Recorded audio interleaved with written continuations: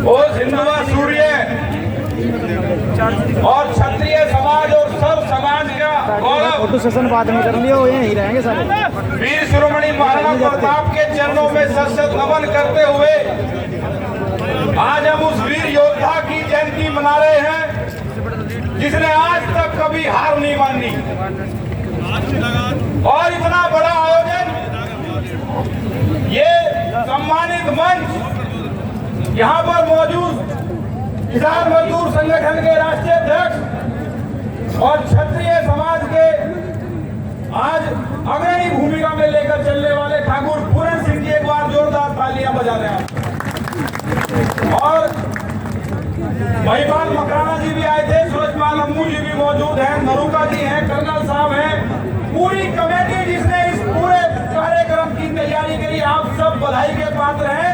जितने भी आयोजन करना इस कार्यक्रम में लगे हैं, एक बार सभी के लिए जोरदार तालियां बजाओ भाई, क्योंकि इतनी हिम्मत जुटाना सबके बस की बात नहीं और अकेले के बस की बात नहीं। सबने इकट्ठे होकर इतना बड़ा भव्य कार्यक्रम किया। लेकिन आप सब ये भी समझें कि महाराणा प्रताप जयंती के उपलक्ष्य में आज ये जो पंचायत रखी गई, इसका उद्देश्य, इसके पीछे का दर्द, ये क्यों पंचायत रखनी पड़ रही जगह जगह, क्यों नौलखा में लाखों की संख्या में क्षत्रिय समाज इकट्ठा हो रहा, क्यों खेड़ा गांव में बड़ी पंचायत हुई, क्यों आज हम यहाँ है, क्यों कैथल में राकम बुलाया गया, ये सोचने का विषय है। जो हमारे भाई आज भी ये सोच रहे कि कुछ नहीं हो रहा, जो हमारे भाई आज भी इनकी पार्टियों का झंडा लगाए अपनी गाड़ियों में घूम रहे, आज वो ये भूल चुके कि पिछले कई सालों से हमारे साथ हो क्या रहा। जिस राजनीतिक पार्टी को हमने चुन के और ठप्पे बजा के वोट देकर सत्ता में बैठाया, उसी राजनीतिक पार्टी के नेता हमारी बहन बेटी और हमारी इज्जत का हाथ डाल रहे, इसलिए पंचायत करनी पड़ी। और आज भी अगर सब चुप है, अगर आज भी आप बंद कमरों से देखने का प्रयास कर रहे हैं, तो कहीं ना कहीं फिर क्षत्रिय होने पर संकट है। क्या नहीं छीना हमारे पास है, क्या रह गया?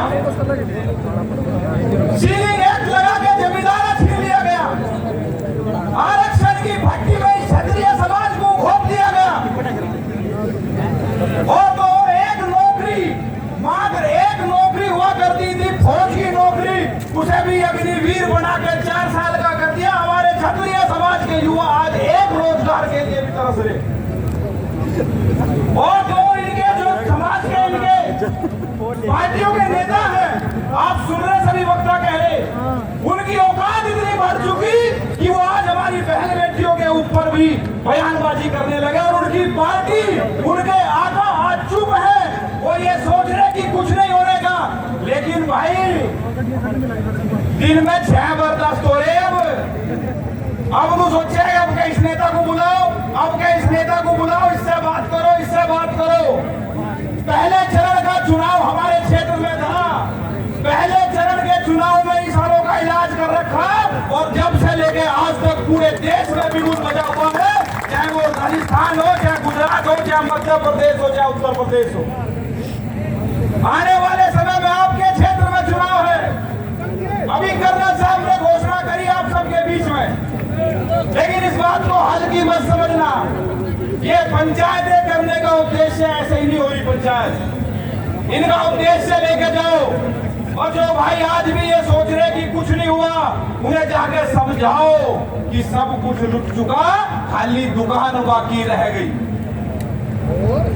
ये एक दूसरे को जोड़ने का समय रहेगा।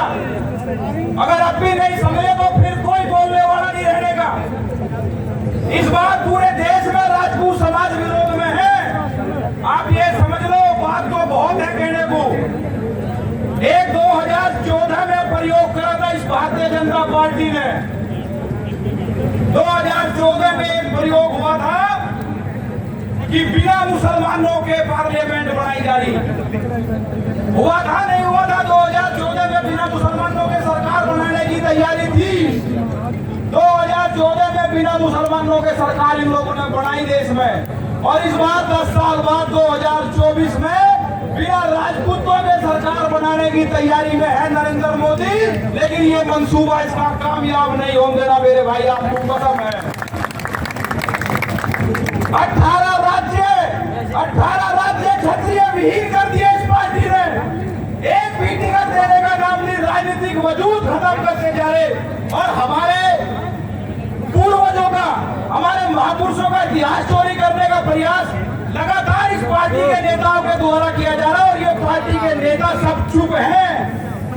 आज इन्हें याद आ रहा कि महाराणा प्रताप जयंती, आज इन्हें याद आ रहे मिहिर भोज। महाराणा प्रताप जयंती पे उत्तर प्रदेश में पिछली सरकारों ने राष्ट्रीय अवकाश और प्रदेश स्तर का अवकाश घोषित करा था।